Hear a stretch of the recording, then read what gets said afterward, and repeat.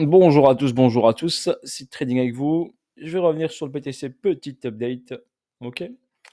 Donc j'ai lu un peu vos messages. Il y en a qui me disent invalidation de l'UTAD et tout. Mais n'oubliez pas juste une chose. Nous, on est des retail. Donc nous, quand par exemple on buy ou on short, on appuie sur le bouton, hop, on est sur le marché et notre prix est déclenché. Ici, nous avons ici, si bah, là, si on a une distribution qui s'effectue, pour qu'ils puissent rentrer leur position de distribution, ils ne vont pas rentrer en une fois et le prix va tomber. Il faut qu'ils rentrent des positions en plusieurs étapes. Ok. Donc faites attention à ça. Et en plus, ils ont besoin de contrepartie. Donc pour vendre, il leur faut des acheteurs. Donc si on incite à l'achat, c'est pas pour rien. On incite à l'achat pour avoir de la contrepartie. La loi du un pour un. Pour qu'il y ait un vendeur, il faut qu'il y ait un acheteur. D'accord. Donc là, ici, ils vont inciter, c'est leur but, incitation. Ici, on a une belle première jambe baissière, une belle petite secousse. On voit bien qu'ici qu'on a encaissé. Encaissé, on a une prise de profit et potentiellement une entrée en short. Donc voilà, donc on a cette petite secousse. Donc on a essayé cette première information. D'accord. Je vais vous montrer le cas ici.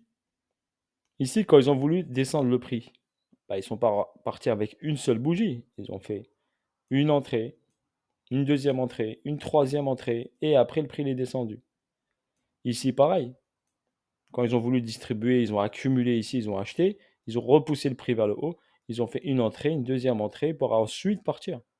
Donc c'est le même principe, ils ne vont pas y aller direct en une fois. D'accord. Donc ils sont obligés de rentrer leur position.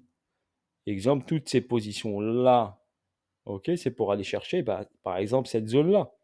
Vu qu'ils n'ont pas encore atteint cette zone-là, qui est une zone ici d'échange, elle n'a pas été atteinte, donc laissez le temps. Pour eux, c'est du pain béni. On short, on a des positions en short, en short, jusqu'à aller à l'objectif. D'accord. Et on fait remonter le prix en même temps. Quand on vend, on rachète en même temps pour faire remonter le prix. On rachète le prix. On rachète le prix pour le faire remonter, pour remettre des positions. Step by step, jusqu'à aller à leur objectif. Il peut être là l'objectif, comme il peut être un peu plus bas. Mais je pense que dans cette zone-là, ils vont s'arrêter. Voilà, pour votre information.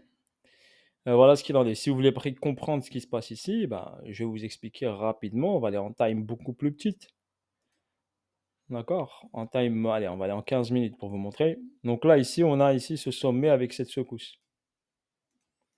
Donc ce sommet et cette secousse, c'est quoi? Ici, j'ai une phase d'accumulation, de latéralisation. Ici, j'ai une phase où le prix il est descendu. Il est parti venir chercher de la liquidité. Donc il est venu chercher de l'argent, revenir dans cette zone-là. D'accord. Ici, c'est une phase d'accumulation ici. Ça, c'est une phase de manipulation. Donc, on a manipulé pour faire descendre le prix pour le racheter sur cette zone. Et ensuite, on a repris l'argent ici. Donc, ça s'appelle une AMD. Donc, une accumulation suivie d'une manipulation. Et là, on est sur une distribution.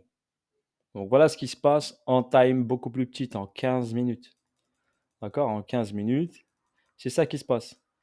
Et là, on a quoi? On a notre distribution M15 qui se met en place après avoir fait ici une accu, descendre le prix et repousser le prix. Et on a eu cette première jambe baissière. Ici, on a une phase ici de distribution. Donc le prix, il distribue. On a un sommet ici, un autre sommet et un autre sommet. Donc maintenant, il faut juste attendre que ce mouvement de distribution se termine en prenant cette liquidité-là. D'accord. Donc étape par étape, soyez pas pressé. Ok. Ici, pour l'instant, il est en train de travailler.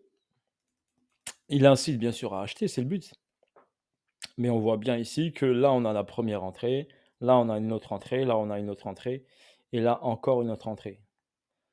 D'accord. Donc si après on décortique et on fait ça à la façon, par exemple, Wyckoff, par exemple ici, j'ai ma fourchette, on va dire ma fourchette du distrib.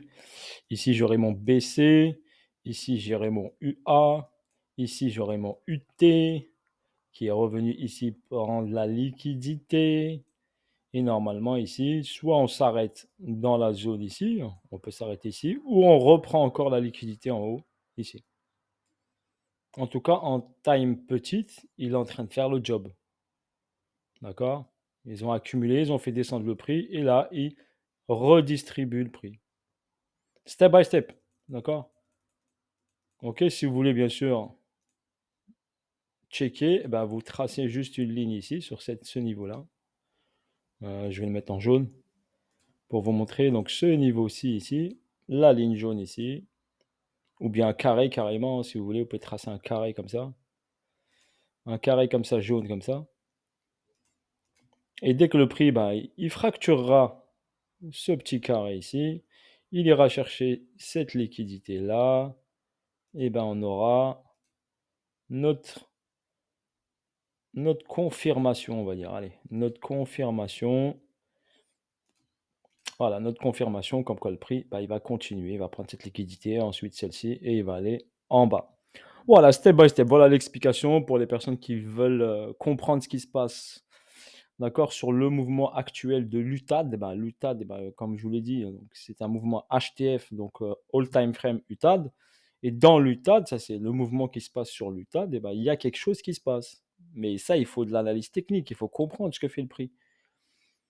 OK, après si vous voulez vous améliorer dans cette visibilité et voir un peu mieux le marché, comment il fonctionne et apprendre tout ça, eh ben, vous avez qu'une solution. Vous déposez une candidature sur ctrainingschoolcontact@gmail.com et on vous expliquera bien sûr tout ce processus qui se déroule pour que le prix puisse bouger.